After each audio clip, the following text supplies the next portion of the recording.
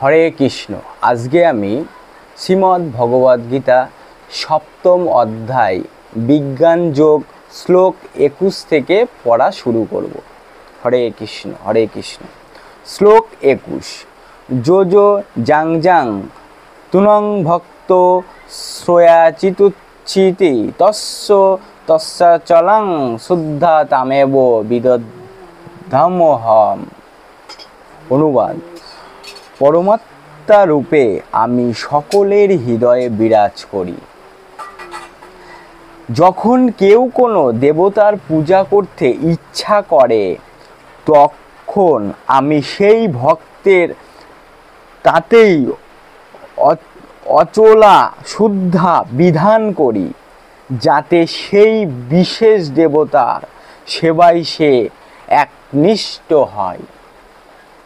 তাৎপর্য: ভগবান প্রত্যেককেই স্বাধীনতা দিয়েছেন। তাই কেউ যদি জড় সুখভোগ করার জন্য কোনো দেবতার পূজা করতে চায়, তখন সকলের অন্তরে পরমাত্মা রূপে বিরাজমান পরমেশ্বর ভগবান তাদের সেই সমস্ত দেবতাদের পূজা করার সব রকম সুযোগ সুবিধা দান করেন। সমস্ত জীবের পরম পিতা ভগবান কখনো তাদের স্বাধীনতা হস্তক্ষেপ করেন না, বরং তিনি তাদের জড় বাসনা পূর্ণ করার সব রকম সুযোগ সুবিধা দান করেন। কেউ হয়তো প্রশ্ন করতে পারে যে সর্বশক্তিমান ভগবান কেন জীবেদের জড় জগৎকে ভোগ করার সুযোগ প্রদান করে মায়ার ফাঁদে পতিত হতে দেন? এটা জিজ্ঞাসা হচ্ছে। এর উত্তর হচ্ছে, পরমাত্মা রূপে ভগবান যদি সেই সমস্ত সুযোগ সুবিধা না দিতেন, তাহলে জীবের ব্যক্তিগত স্বাধীনতার কোনো অর্থই থাকতো না। তাই তিনি প্রতিটি জীবকে তাদেরই ইচ্ছানুরূপ আচরণ করার জন্য পূর্ণ স্বাতন্ত্র্য দান করেন।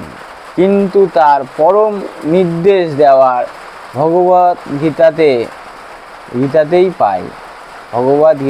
পাই। সব কিছু পরিত্যাগ করে তাই শরণাগত হতে হবে। মানুষ যদি তা করে তাহলেই সে সুখী হতে পারে।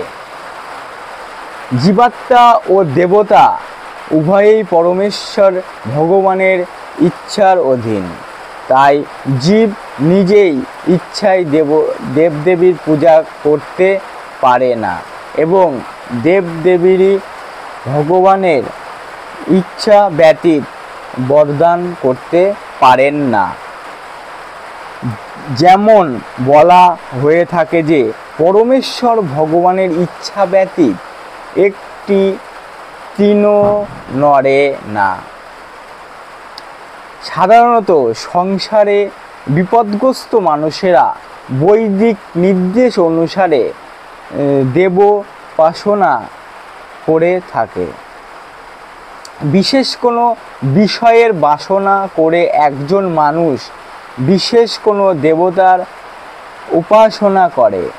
যেমন রোগ নিরাময়ের জন্য রোগী সূর্য উপাসনা করে, বিদ্যার্থী বাগদেবী সরস্বতীর পূজা করে এবং সুন্দরী স্ত্রী লাভ করার জন্য কোনো ব্যক্তি শিবপত্নী উমার পূজা করে। এভাবে বৈদিক শাস্ত্রে বিভিন্ন দেবতাদের বিভিন্নভাবে পূজা করার বিধান দেওয়া হয়েছে।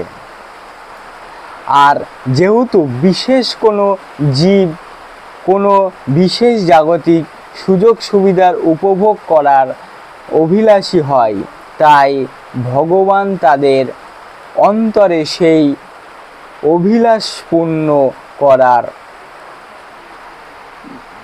ব্যগ্রতা প্রদান করে বিশেষ বিশেষ দেবদেবীদের উপাসনা করতে অনুপ্রাণিত করেন এবং তার ফলে তারা সেই সমস্ত দেবদেবীদের কাছ থেকে বর লাভ করতে সমর্থ হয়। বিশেষ কোনো দেবদেবীর প্রতি জীবের যে অনুরাগ জন্মায় তা ভগবানেরই দ্বারা নির্দিষ্ট হয়। দেবদেবীরা জীবকে তাদের প্রতি অনুরক্ত করতে পারেন না। জীবের অন্তরে পরমাত্মা রূপে বিদ্যমান শ্রীকৃষ্ণই মানুষকে দেবোপাসনার অনুপ্রাণিত করেন। দেবতারা প্রকৃতপক্ষে ভগবান শ্রীকৃষ্ণের বিশ্বরূপের বিভিন্ন অঙ্গ, তাই তাদের কোনোই স্বতন্ত্রা নেই। বেদে বলা হয়েছে পরমাত্মা রূপে পরমেশ্বর ভগবান দেবতাদের হৃদয়েও বিরাজ করেন। তাই তিনি বিভিন্ন দেবদেবীর মাধ্যমে জীবের প্রার্থনা পূর্ণ করেন। দেবতা ও জীবাত্মা উভয়ই ভগবানের ইচ্ছার অধীন, কেউই স্বাধীন নয়। হরে কৃষ্ণ হরে কৃষ্ণ হরে কৃষ্ণ।